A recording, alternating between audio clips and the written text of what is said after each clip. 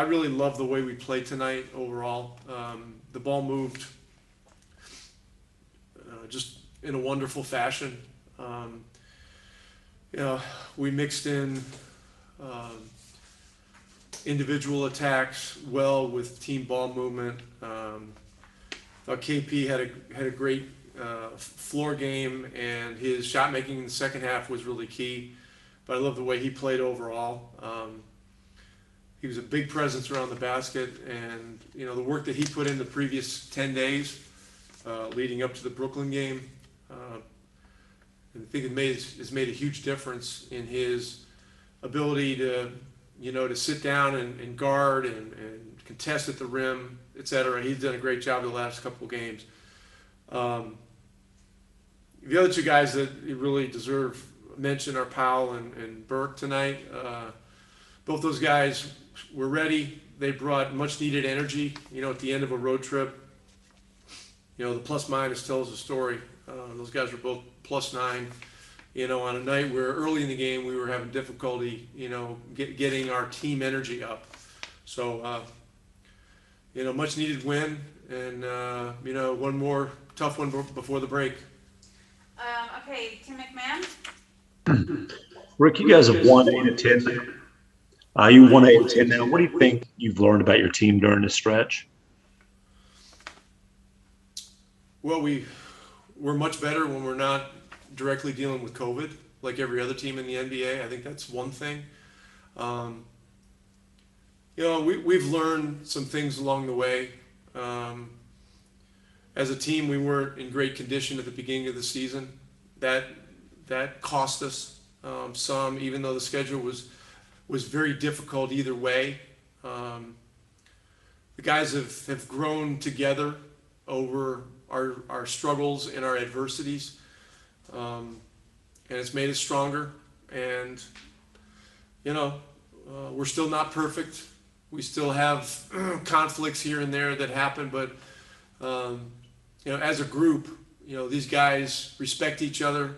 And, they're playing a really excellent brand of basketball over the last 12 games. So, or last 10 games, I guess, what you mentioned, Tim. So, there's good signs. The game Wednesday is it's really a trap game on just about every level. Oklahoma's been playing, really good basketball all year long. They played best against the better teams and the teams that are playing well. And they're sitting on 3 days rest, so they're going to be really fresh. So that's a big challenge for us, and we obviously want to keep the momentum going. Okay, Dwayne. Yes, Rick, could you just speak to how well Jalen has played not only this season, but the last 2 seasons, and how much of a steal that was for the Mavericks to get him in the second round? Listen, we got Luka with the third pick, and we got Brunson, in the second round. What a draft. Donnie Nelson was, at his phenomenal best during that draft. And the thing about Brunson is that he's really come a long way. It didn't just happen for him. He had to make a lot of adjustments.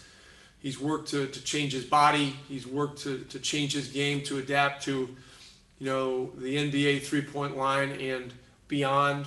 And, now he's an effective scorer at all 3 levels. And, he was very much a mid-range player when he came. And he's learned a lot about defense and the work that he's done, with strength, body development, quickness, all those kinds of things has helped make him a very solid defender.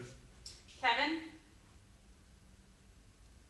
Hey, good evening, Coach. Had 6 guys in double figures, so a lot of good balance tonight. I thought Maxi Kleber had a really good game tonight. Could you talk about his performance and what he gave you tonight on both ends of the floor? Yeah, Kleber was great. He had the biggest plus on the team. He was also the recipient of the defensive belt tonight. He just super solid. He, had him on Vucevic to start the game. Vuce has been averaging 30 points over the last 5 games for them, and he's been just, a monster. And he had 29 tonight, but Maxey did a real solid job on him and had some really good, help plays where, he goes vertical and makes a play on the ball, which, is rare for a guy that can step out and shoot long range threes as well. So, he doesn't do the spectacular playmaking things, but, within our system, he's super valuable. And tonight, it really showed. Tim Cato. Hey, Rick. Yeah, for Luka, would you say that was up there with one of the most impressive passing displays you've seen from him during the course of the game? Yeah, I mean, yeah, the notwithstanding the 4-on-1, yeah, that was just an accident type thing there. But a couple of those, like the behind the back pass to Finney-Smith. I mean, in the Brooklyn game, the jump behind the back bounce pass to Porzingis for a dunk at the end of the first half was a play that didn't get talked about enough. That was ridiculous. And you're constantly talking to players about not jumping in the air and trying to make decisions. I mean, this guy defies a lot of logic, when it comes to conventional, coaching theories, and that's why we give him the ball and let him go. He just does some amazing things, and then he had a ridiculous one in the first half underneath the basket, I think to Dodo, and then he had another one to Dorian in the second half where he threw it behind the back. I mean, it's just it's just great stuff. Okay, Davide. Hey, Coach, congrats for the win. I'm curious about the defensive belt and how much do you think that type of thing has helped you guys grow and, put focus on defense and grow your defense going on with this? It's helped us. When a player gets awarded that after the game, I mean, check it out on social media. I mean, it's a big deal. Guys are very proud, and it was a great idea. And obviously, it doesn't make sense to do it unless we win the games. I don't remember exactly when we started doing it, but we certainly have been playing better. And you can't rule that out as one of the reasons why. Okay, and the last one will be Alex.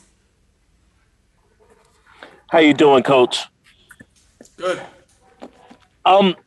So the Orlando Magic starters outscored your starters 87-80, but your bench came alive. How underrated is your bench, sir, considering that it gave you 50 points tonight and was probably the clincher down in the paint? Look, I don't care about ratings. I just like our team. We have a strong belief in these guys. They've stuck together, incredibly well through really, some really challenging situations. And again, I mean, Trey Burke is a great example tonight. He just keeps himself ready to go.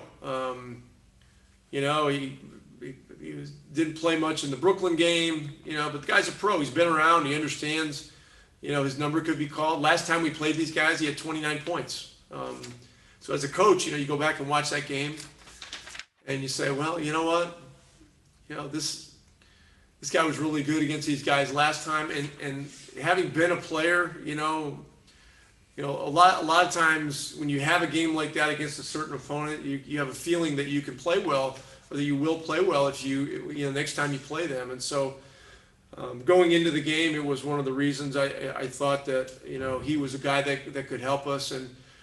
But the player in this case has to answer the bell. He has to be ready. And he was super efficient. And I thought defensively, when he got in the game, he was up into the ball. He was turning their point guards, and it was giving us more life. Once again on a night where we didn't have great juice to start the game. We ended up not winning the first quarter.